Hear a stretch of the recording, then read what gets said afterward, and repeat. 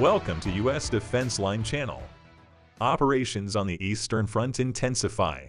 Even if the three armies are one, they cannot defeat the Ukrainian troops. Chechen leader Kadyrov took action to gain supremacy in Donbass. Russian President Putin can expel Kadyrov from the regions at any time. While mutual conflicts continue in the regions, Ukrainian troops are proving their success to the whole world by succeeding against every army they come across. In just one day, nearly 400 Russian soldiers were neutralized this time. Russian radar station hit in the south. This time, news of aid was announced from Croatia that would affect the course of the war. Tensions in Moscow are increasing day by day. According to breaking news, Chechen leader Ramzan Kadyrov has appointed officials he considers loyal to high-level positions in the Donbass territory in Ukraine. This leader, who is thought to have different aims in the territory of Ukraine, draws attention with his involvement in the events and the powers granted to him, especially in the last months of the war. Moreover, it can achieve different purposes more easily by appointing its own man.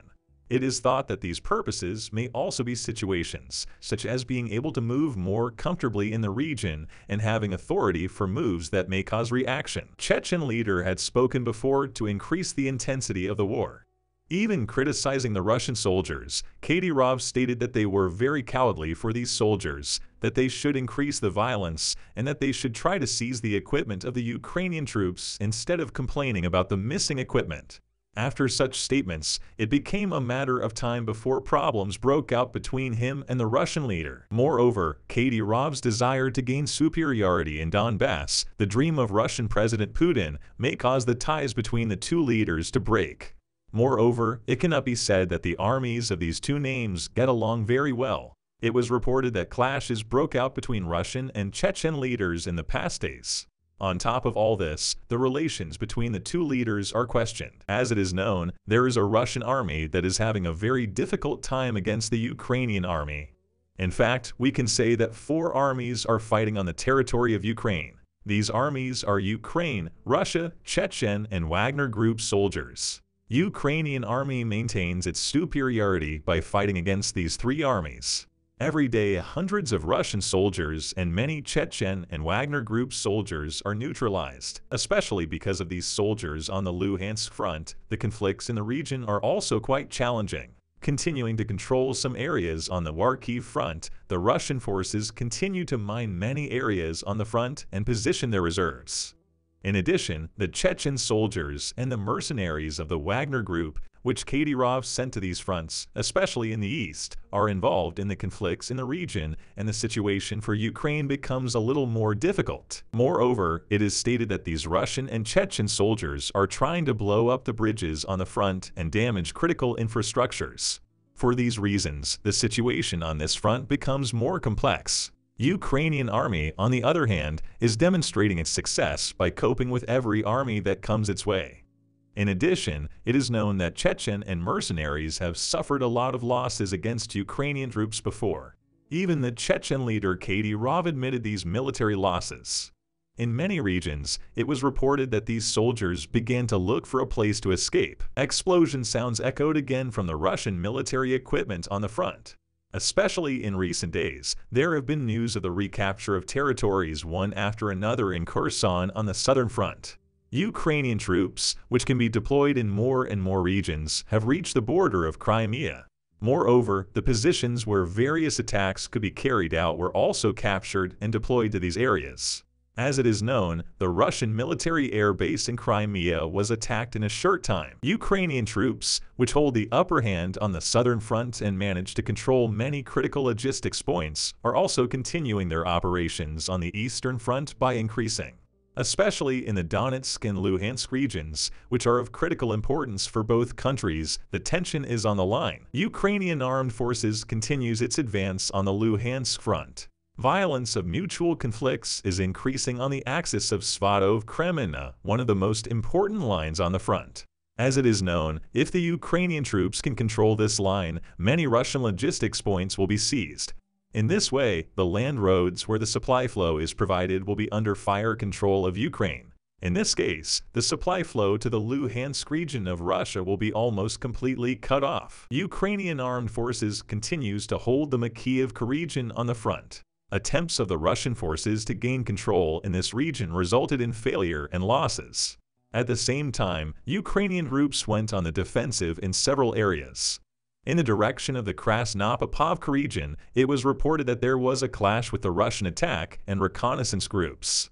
Entered skirmishes mostly ended successfully on behalf of the Ukrainian troops. Ukrainian forces also came very close to the Kuzmovka area. HIMARS-MORS attacks on the front are also continuing successfully. On the Peskino-Stelmakovka line, it is stated that Ukrainian troops carried out reconnaissance in the regions. With these reconnaissance, he wants to determine the positions of the Russian troops and their equipment. In this way, the attacks will be hit and the advances in the regions will be carried out from a more strategic direction. Russian soldiers in the region may face a major defeat at any moment. In addition, the Russian troops on the southern front are getting more and more difficult. This time, the Ukrainian armed forces reportedly destroyed a Russian radar station near the Novokakhovka region. Thanks to the successful advance in many regions, 350 Russian soldiers were neutralized. Then 5 Russian artillery systems were destroyed. It is reported that Russia suffered the greatest losses at the Lyman and Avdiivka fronts. As it is known in the critical region Lyman, the Russian troops were surrounded and suffered great losses. Moreover, the fact that this region was given with serious losses as a result of major mistakes caused the tension in Moscow to increase even more.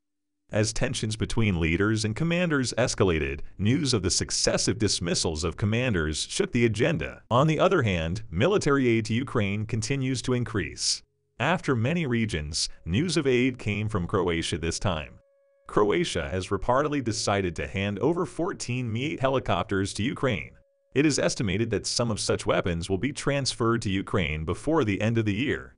It was also reported that this country would receive a batch of American new H-60 Black Hawk helicopters from the United States in exchange for Soviet and Russian-made helicopters. Provision of such a large batch of helicopters and ammunition sets for Ukraine would be very beneficial for Ukraine, especially in and around Kiev.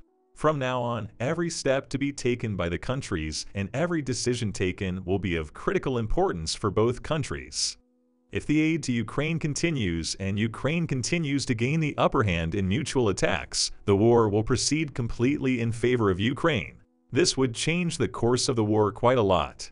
If Russia continues its unsuccessful moves towards infrastructures, any attack will be in vain. This makes it very difficult to gain an advantage on the fronts. Because, as it is known, in case Russia attacks infrastructures, aid from countries for Ukrainian troops increases.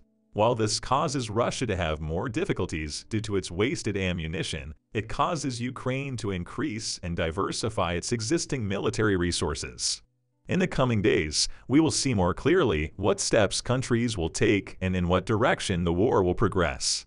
Every step taken will now determine the fate of countries. For this reason, there is no margin of error for both countries. We'll see what happens in the next few days. We have reached the end of another video. You can support us by liking the video. You can easily follow new videos by subscribing.